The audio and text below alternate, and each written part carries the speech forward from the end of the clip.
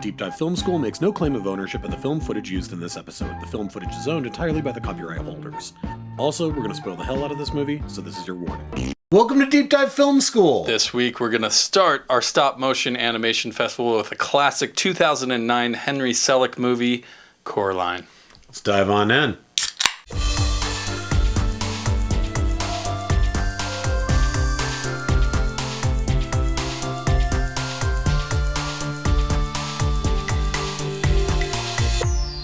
All right, everybody, I am Adam Sherlock. And I'm Adam Pulcher. And if you like what you see/hear, please like and subscribe. You can find us in all the spaces and places that people what? Find good media. They certainly do. They certainly do.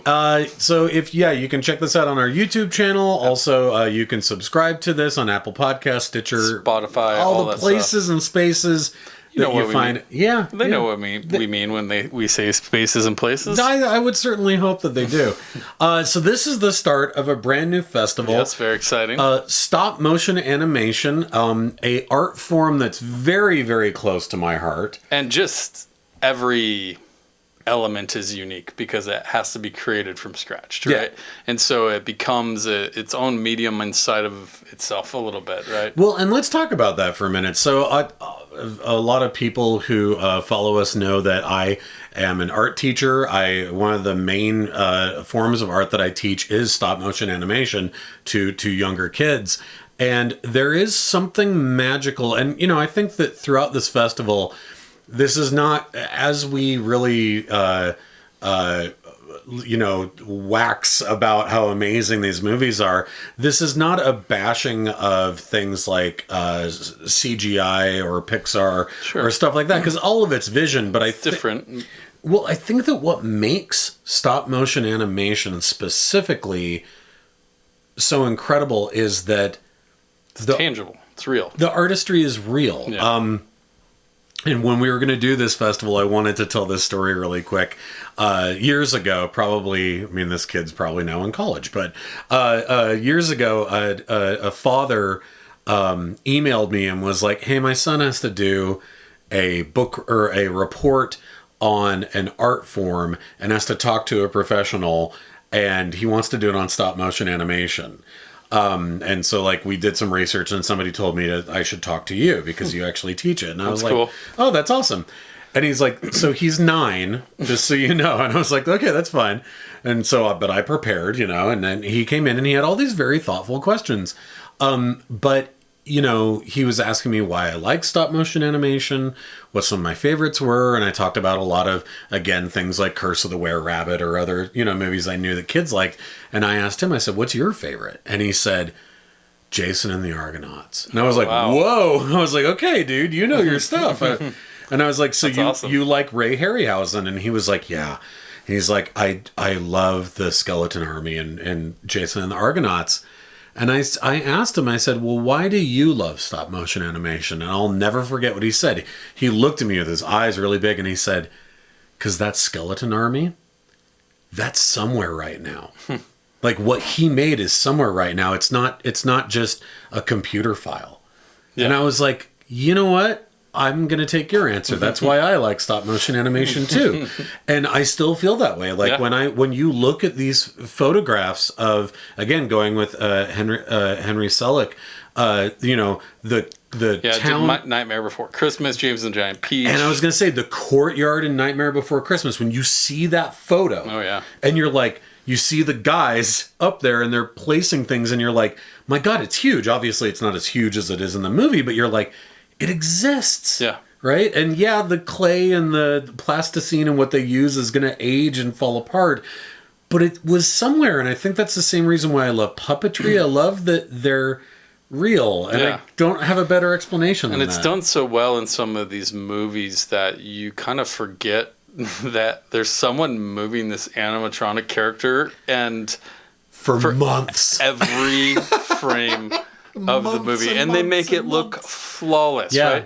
Like one of the films we're doing in this festival is My Life as Zucchini, and I saw the premiere of it at Sundance and was actually able to see a version of Zucchini. They wouldn't let you hold it because it costs like a lot of money. But they had the armature, the actual yeah, thing. and they had all of the different eyes and everything, and showed it, and the other ones on top of Coraline that we're doing, Zucchini, Fantastic Mr. Fox, and then Anomalisa, the Charlie Kaufman movie, which I can't wait to same here. to discuss here. But no, this is a great movie, and as much as Nightmare Before Christmas and James and the Giant Peach were game changers, I would say this one actually was a little more of a game changer because it really created and started the Latka animation studio. Yeah, Selick's animation studio. Yeah, and they went on to do Paranorman and Kubo, Box Trolls. Yeah, all of those great movies, which Selick I think is has a hand in to some degree, but I forgot the new crew of guys that are coming and doing those ones, but those are excellent. Well, and really Selick perfected this style way back in Nightmare Before Christmas. Obviously, it's gotten easier now, I think, with 3D modeling and 3D printing, which they use a lot of.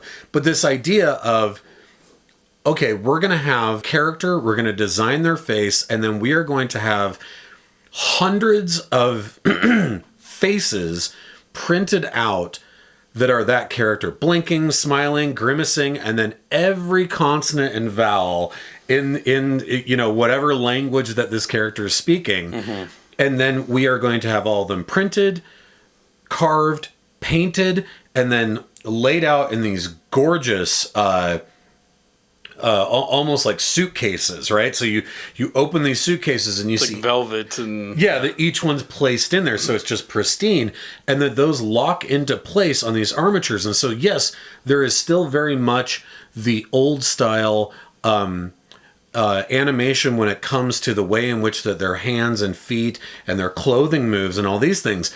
But the faces, it's not the same thing as it was with something like Aardman. Whether you're talking about sort of a Wallace and Grommet style thing, sure, or even to go way back to our childhood with the California Raisins. I think the California Raisins, and then to an even greater extent, and I believe it was the same company who I'll show here, but I can't think of their name off the top of my head, that did The Adventures of Mark Twain. With the really creepy stuff where it gets into like the mysterious stranger and Rudolph, Satan and all. If you want to go even older to the Rankin Bass animated stuff, but like the way in that jittery movement would happen. I mean, you think about it. How much money did they spend to make the Lego movie look like it was stop motion animation? That's true. None of it is, but it looks like it is, because we love that style, that look. Right? I mean, our credit sequence is stop motion, so I think we should point that out. We obviously love this. And we think, we're hitting some of the greatest hits here as well, which is half the fun, but it is kind of an interesting medium unto itself because, like an animated show or whatever, the reason The Simpsons can be on for 30 years is because they don't have to age, right? They can be the same thing forever. And so there's something to that kind of storytelling where there's less at stake about, someone being harmed or whatever it is, right? I think that's part of it, and then I think the other part of it kind of does go back to that quote from that little boy, which is this idea that it exists somewhere, unless it's the Wallace and Gromit studio, unfortunately. I know. That burned down. I know that burned down. That's so sad. Yeah. But yeah, I mean, I think that physicality, it's the same thing. It's the same magical thing that happens as if you've ever been around like a really, really talented puppeteer who is working a puppet, and you have this weird moment where you're a child again and you're like, it's alive. And you're like, I know it's not, but it's like it's alive. The same thing happens, I think, when you see a really, really well done miniature. Or if you go to a museum and you see a really well done diorama that might be life size of like, here are the Neanderthals and they're hunting this wildebeest, and like, everything is like so perfectly detailed that you're standing there and you're like, it's like I could walk into it. It's something that it very much is evocative of childhood. Sure. And so there is, even this opening sequence here where, and it's a pretty well-known piece of trivia now the credit sequence. The credit sequence of Coraline, those needles are punching through real thread, which means that the needles that the animators were using were as thin as human hair. Wow. Right? And that you go, okay, we see the other mother's wonderful Freddy Krueger-esque the spider needle hands. spider hands pluck those buttons out of the eyes, and then the thread dangles, and you go, they had to make the thread dangle, right? Someone had to animate every frame of that thread having a response to being pulled out of those buttons, right? And then just that mastery of craft. Yeah. You never forget. In some moments, you might get too locked into the movie to really have it be at the forefront, but then Selick does a great thing. And that just means they're doing a great job. Of storytelling, right? Yeah. But then some fantastical thing happens, and we remember we're in a model. There's definitely a moment of that here. So over 130 sets were built across 52 stages at the studio, spanning 183,000 square feet. The 52 different stages were the most ever deployed for stop motion feature. So I think this was a game changer in that realm as well. Opened a lot more doors to the Paranormans and the stuff like that we see pretty, a lot more often than these days. Let's get into the movie itself. Yes. Coraline, you're a massive Neil Gaiman fan. Huge Neil Gaiman fan. Tell me a little bit. This is one that you wanted on the festival. One that I've always adored. It's always a pleasure to watch. There's really not much wrong with it. It's your classic kind of, obviously Tim Burton has some kind of effect on all of this, honestly. Because he did Corpse Bride. Nightmare Before Christmas was him as well, at least produced wise. Selick was part of that team. But I say Tim Burton not because of the stop motion animation, but the way that he unfolds a story and tells a story. And by that, I mean a big theme in his career, and Selick kind of takes advantage of it here, is the two worlds, right? Two different worlds. And a lot of times, at least in the Burton world, the dead world or the bad world is generally the more lively and fun one, where the one that people are actually in is boring and drab, and people are assholes and whatever, right? Which is huge in Corpse Bride. Massive in Corpse Bride. The other one that reminds me of is Coco, right? Like there are so many of these that are very relevant. And I would say yes to Tim Burton, but I would say that Tim Burton is just doing the same thing that I think Oingo Boingo did, and obviously that goes back to Danny Elfman again, and then Neil Gaiman is another part of this, which is 80s and 90s goth culture. 80s and 90s goth culture so intrinsically took iconography from childhood entertainment, and by that I really mean childhood books, right? And elevated it to this new level. And I think if you're talking about things like Where the Wild Things Are, One Monster After Another, obviously Tim Burton did Frank a lot and Weenie. with Frank and Weenie. Tim Burton did has a huge love for Roald Dahl. So does Selick with something like James and the Giant Peach. But I think that this he also did, was it Monkey Bone? Monkey Bone. That was another one. I actually, the imagery in Monkey Bone I love. It's very neon and sort of circusy and creepy. But I think all of this goes back to this, like you were saying, this duality of two different worlds, a sort of above ground, underneath world. If you want to go to something like Stranger Things, and that again, this goth culture of there being something between stuff being circusy and clown-like, but also Day of the Dead-ish. And then also utilizing... They lean into the dark, right? Characters trying to escape their regular world to go someplace new. Think of Labyrinth, right? Again, Jim Henson was another huge one in this. Yep. And I do think a lot of it, though, is You're people... right, the goth point is a good point. It's a pretty big one, right? It's a pretty big trend over all of these. Yeah. They all have that kind of weird edge to them. Whether you like goth music or that scene, or roll your eyes at people that wear makeup or whatever. It permeates. I mean, it permeates all over this. It permeates to Gen Z today, who are on TikTok doing reenactments of scenes from Coraline. right? Like it is so potent, right? that you go, I don't care if you're talking about a Rocky Horror Picture Show or an Oingo Boingo song, all the way up to, again, stuff that's happening today where it's like one of the most popular things, again, to look at TikTok, one of the most popular things right now is reenactments from the musical of Beetlejuice, right? So like that, and Neil Gaiman, was actually based his very popular goth character of Death on a goth girl that Mike Dringenberg, who was one of the artists for The Sandman, met here in Salt Lake City in the 80s, named Cinnamon, who actually, unfortunately, passed away a couple of years ago from cancer. But she would draw the Egyptian onks on her face and had like this spidery black hair, but was like really sweet and silly. And he drew the character of Death based upon her. And so it's like, again, all of this is steeped within that mythology. And when I got to see Gaiman speak back in 2002 at the Salt Lake City Library, was right around the time that I think he was working on Coraline. If he hadn't released it, he was working on it at that time. And the famous quote from him is, I had typed the name Caroline. That's right. And it came out wrong. And I looked at the word Coraline and I knew it was someone's name. And I wanted to know what happened to her.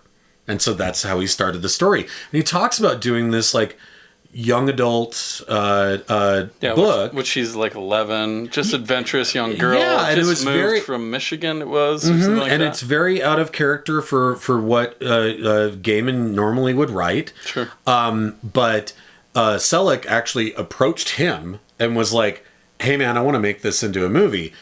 And Gaiman, being a huge Nightmare Before Christmas fan, was like, yeah, and he was like, I love that. Now I have no idea how you can make this into a full movie. Yeah, they were going to do it live action, I think, at one point. And so the two of them really worked together to come up with, like, what does this other world look like? I have to say, the premise, Gaiman always has been very much, like I said, into this sort of goth world. The character of Dream from The Sandman was supposed to be basically Peter Murphy, right? I mean, so like he's very steeped in this iconography, but he also loves old folklore. If you're a fan of something like American Gods, you'll know the dude knows his shit. Like he can rattle off old world folklore and legend and mythology off the top of his head, right? I mean, that doesn't surprise me. Totally. And so, but then creating from whole cloth this world of the other mother and this other duality, there's a lot of it that is steeped in mythology, although it's interesting how much he removes from it to change it. The fact that there's only 2 old women that Coraline can go and get wisdom from that live in the house rather than 3, because actually the Hecate of the 3 witches is something he loves to pepper into stuff. So I was like, oh, he's holding back on being like, and this means this, and that means that. Instead, he's like, I want this to be its own story. Yeah, let people figure it out. I mean, there's still the rock planchette where she can see stuff through. That's very classic mythology. Sure. And then, like, Wybie wasn't even a character in the book, right? Nope, that was all new that was written in, which I think completely works. It does. It allows her to not think, like, talk to herself, I guess. It doesn't have to be an internal running monologue. Yeah, like a book would normally do. Even though there are 1 or 2 moments that do a voiceover. Yeah. I love that we have someone for her to talk to. And it's easy to make him not talk in the other world, too, right? Completely. So you're like, I don't even have to write that. But I will say, and this happens often with Neil Gaiman, is that his writing is so much fun that you get immersed in it, and then you're like, I'm going on a journey. Whereas if you stop and take a huge step back and just go, this is a story about a girl who finds a tiny door in her new house, and when she goes through it, there's another mother who has buttons for eyes, is fucking terrifying. But it's also Alice in Wonderland. It is. But if you just hear that sentence, when I very first read that in the book, I was like, this should not be a kid's book. That's the scariest idea. Yeah, my kids still get creeped out on this one a little bit, especially when it really starts. You really kind of see the real side of the other mother. Yeah, she comes over the first time, and Coraline's such a great character. She's such a fun character. She's curious. She's adventurous. She's smart. She stands up for herself. Her parents just kind of ignore her. especially, moving into this new place, and they have all this stuff. They're writing for this magazine. I love this idea, the hypocrisy, which is perfect for an 11-year-old, that her parents are both writing for this gardening book and they hate nature, right? And they're just stuck in front of computers the whole time. You're like, that's exactly what an 11-year-old would think about, right? For sure. It's like, you bunch of hypocrites. And they're definitely not the greatest parents, but we have an amazing voice acting by Terry Hatcher here. Oh my God. And then John Hodgman is also amazing as well. And then of course we get like Ian McShane in here. We even get some Keith David. Oh, we get we'll talk about good old Keith in the Black Cat. So he's peppering in all these little characters, and I love when every character matters in the world, right? This is basically 3 acts. It's moving day. They show up. Boom. She discovers a house. Second act, she starts going. She likes it. Third act turns bad, right? Mm-hmm. And so that's basically what we're seeing. She keeps going, and it really takes her a while to realize, like, oh shit, this isn't good. Yeah, it takes 3 or 4 times of her going over, because she's like, oh yeah, the button's his eyes, but they give me everything I want. They it seduces her in a way that makes sense to us. Grass is not always greener, and the seduction is a huge part of it. Mm-hmm. The only catch is you have to sell your soul. But we'll get to that when it's time. Yeah, you don't have to do it right now. Like, I realize that seems a little. But the buttons for eyes is so wonderfully creepy, and it's such a good replacement for like the vacancy of what that real world is. And we find that once we get in there and the Keith David cat comes along and starts giving her advice and helping her, because he's not really supposed to be there either. Right. And we walk out and we see that, this is only built out to like the garden. Yeah, something like she hasn't put any more thought into it than that. I love the way that when it disintegrates, really cool, it turns into these tiles. It does that in the book? Well, there is that same idea in the book, but obviously the way the descriptions are very different. It's just blank space that doesn't that there hasn't been any more thought put into. But here it almost turns into, like, if you think of a sort of Art Nouveau or almost like Gustav Klimt, where it's like the trees start to turn into these little spirals that spiral out into nothing. They're sketches, and then beyond that, they're nothing.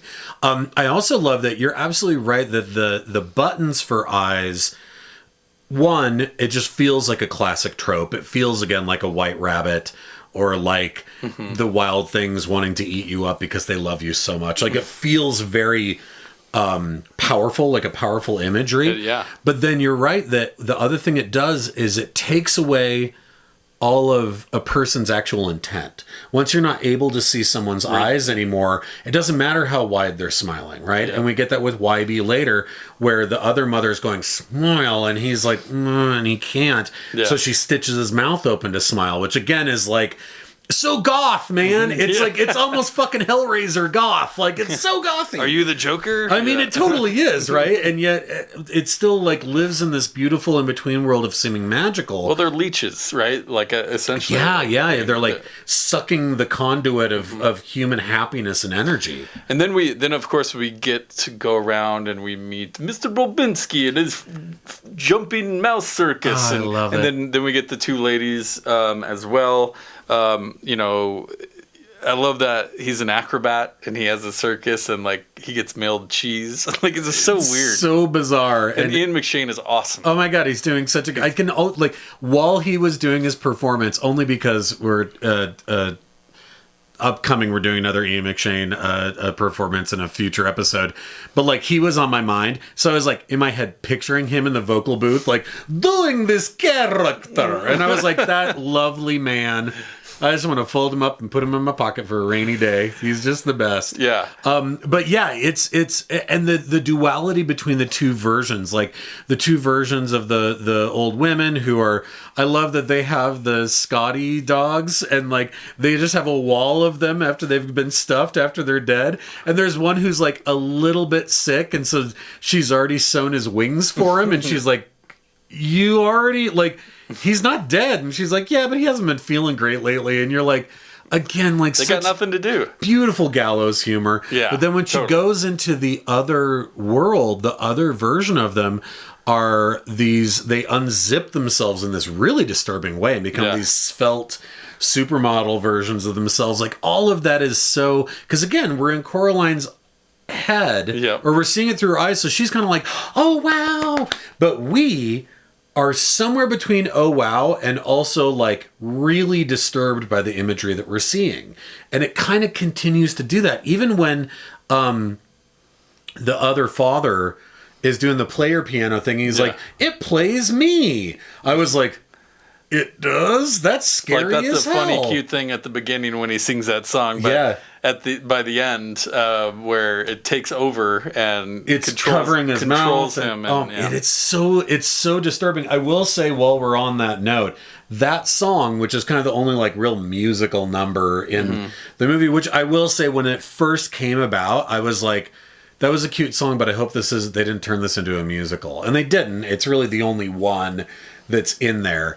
The music in it is fantastic. It's sort of this like French cafe kind of, almost like Django Reinhardt kind of sounding like. Who wrote the music again? He hasn't done a lot of other stuff. I thought it was a band. No, he is a French composer. Now, the song that we're talking about is John Linnell from They Might Be Giants. That's what it was. It was They Might Be Giants, yeah. And I gotta say, in the same way that when you hear the speaking voice of Jack Skellington in Nightmare Before Christmas, you're like, oh, that sounds like Danny Elfman when Danny Elfman sings. John Hodgman, when he sang, I would never have thought it would sound like John Linnell from They Might Be Giants, but oh my God, they sound identical. Yeah. I would never have thought that. If you were like, if John Hodgman sang, who would he sound like? I wouldn't be like, They Might Be Giants. But the second I heard that song, I was like, Coraline, and that whole thing, I was like, oh my God, it's perfect. Wow. Yeah. Right? Like, for sure. I was never a huge They Might Be Giants fan, but I love them. But yeah. I can definitely, I see what you're talking about, and that's a catchy little song too. It totally is. And then in the real world, he tries to sing to her, and it's awful. And he can't rhyme words together, and he's a dork. He's a dad, He's dumb dad jokes, and they keep manipulating. The other mother keeps manipulating her in this other world. We do, what does she say? She says, everything's right in this world, kiddo. And, she gets tickets to these plays and goes to see these people. And it's her neighbors who, something I don't think I considered, we have the 3 ghost children. Yeah. That kind of play through, like, help us, Coraline. And, the classic kind of, buttons we need to be released. Yeah. Help us. But I think something I've seen this half a dozen times, and something I never really thought was the neighbors are trapped too, because they're performing under her supervision when she goes to the other world. Now we're inside her head. Yes. But it also seems like this is because they live in this building and she has a hold on the building. Yes. That they are being forced to perform. That's a really interesting point, and I thought about that too, because Wybie's grandmother never wants him to go inside the house. That's right? Mm-hmm. Because her sister disappeared. And he seems to know something's happening with this place that he's not really leading on, because at the beginning she's looking for that well, and he brings the doll to her, and there are these things where it's like he obviously has some information, and so do the animals here, and not just Keith David's cat, but the mice. Yeah. They give her a message. The mice give her messages. Don't go through the door. Yeah, there's all of these little breadcrumbs along the way in that sense.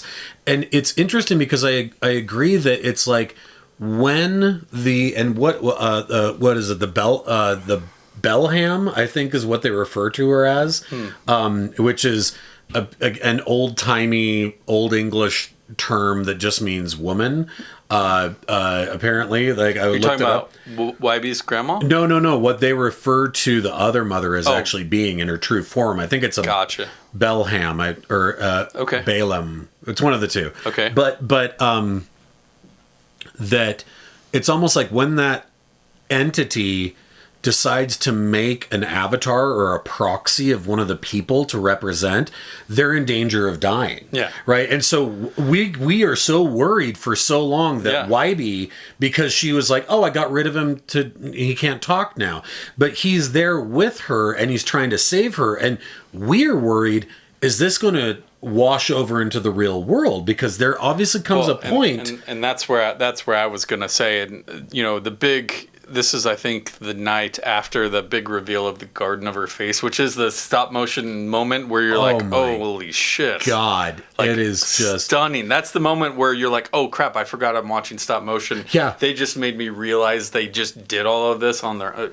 fantastic. And I understand that there is layering and there is green screen and there are these things. Coloring, yeah. But it is not, I mean, they do not, again, whereas it does happen in some stop motion movies that they're like, the background we just all digital. And like, here it's like they layer this stuff in, and even though they do green screen it, those backgrounds, like, they take the time. So you're like, how many human hands made all those snapdragons open to be blue around the edges? And you're like, everything. Oh my God. Amazing. But that night, labor of love. She goes to bed and she wakes up in her real house and is pissed that she's not in the good place anymore. Yep. But then realizes, oh shit, my parents aren't here anymore. Yeah.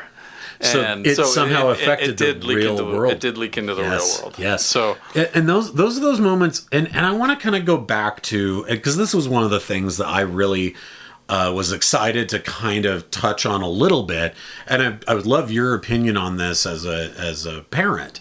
Is, you know, again, talking about this sort of that goth sensibility that in so many ways was bubbled up and created by the media, by the media, that when those people, your Neil Gaimans, your Jim Hensons, your Selicks, your Tim Burtons, that they read and consumed and looked at and watched when they were kids, right? Mm-hmm. That there was something about slightly dangerous children's stuff, right? And so you do go to The Dark Crystal, The Witches, The Black Cauldron, The Watcher in the Woods, even E.T., right? Return to Oz, The Last Unicorn, The Never-Ending Story, Something Wicked This Way Comes. We did a whole festival of creepy kids movies. Like 12 years ago or 13 years ago, yeah.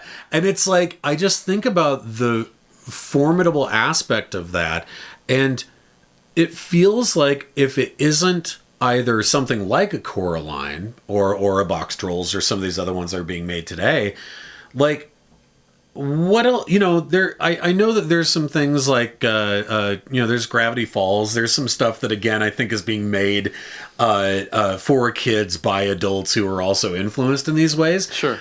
But it all feels like it still harkens back to old Roald Dahl books. I mean, is there... Yeah, there's some originality out there still. I think stuff like Regular Show is really funny. I love Regular Show. Like that's obviously influenced by 80s adult kids, right? There's certain things like that.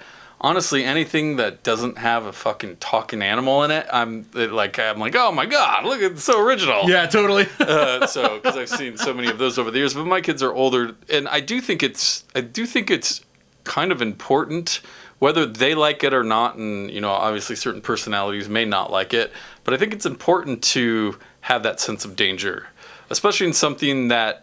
In a room where it's safe and you can turn it off and it's just a story, right? Yeah. But I think having your mind go there is super important for kids, because I think it kind of forces them to grow up and think about consequences in a way that most 11-year-olds may not have thought about before. So I think inserting those ideas is actually good for them, so they can understand that, hey, not everything is... ice cream. Yeah, the witch was going to eat Hansel and Gretel. Yeah. Right? I mean, those are real things. And it's funny, like, I kept thinking about Maurice Sendak, like, when watching this, just because in so many interviews, like, he had his books banned from libraries and shit. That just means it's good. Right. And so, but he had, there were these two quotes that when thinking about this idea of, like, literature for children that has danger in it or has this capability to be scary in that way. I think the element of the other mother playing games too is really like a key part of this, it's a big right? piece and of the it. cat really kind of advises it, like, just see if she wants to play a game. Play she likes along with games. her. I think that's a really fun aspect to get her off of her kind of plan. Yeah. Here are two of those Sendak quotes. The first one, I love this. He says, "I remember my own childhood vividly. I knew terrible things, but I knew I mustn't let adults know that I knew. It would scare them." That was the first one. And I was like, oh my God, that's so perfect and that's perfectly Coraline, well, right? It's true, because when she does finally get them back, it's like nothing happened. Yeah, they won't believe it. So she has to live with this own appreciation of what she went through to appreciate them, even though they're the same assholes that she was pissed at. Exactly, and she has to be like, okay, fine, you guys aren't going to believe me. That's fine, we can move on. I saved you, but that's fine. And then this one, my God, it made me think of Coraline.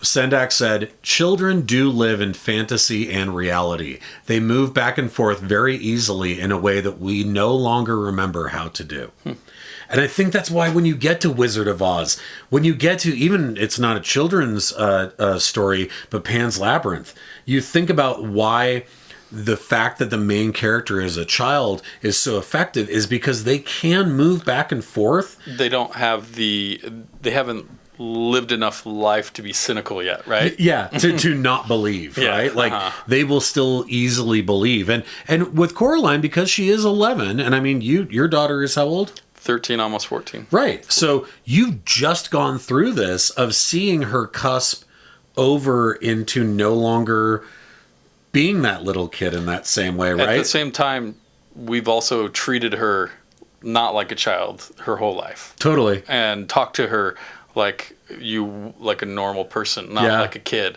And that's advanced her. She's a super smart kid. Yeah. And she's aware of stuff, maybe too aware of things, where she's, a little paranoid sometimes when you're out back having a little toke and you're like, hey, honey.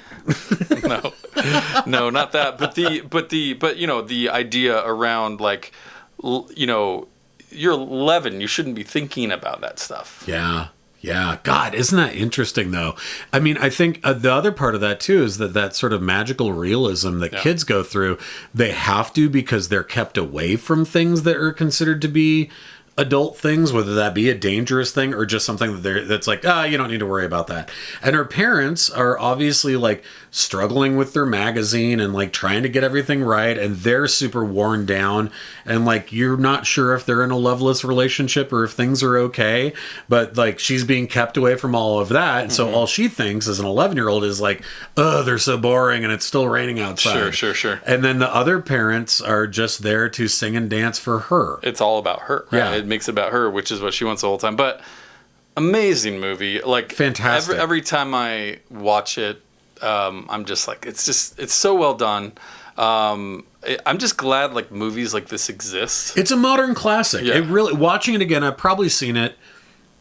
This is probably my third or fourth time seeing it, and again, reading the book originally the first time, being like, oh, this is really disturbing, but it's also like it's a fantastic, like if I well done. Had been a little kid and read this for the first time, it would be one of my all-time favorites. Well, and for all of the TV and movie adaptations of all of Gaiman's work, this is his favorite.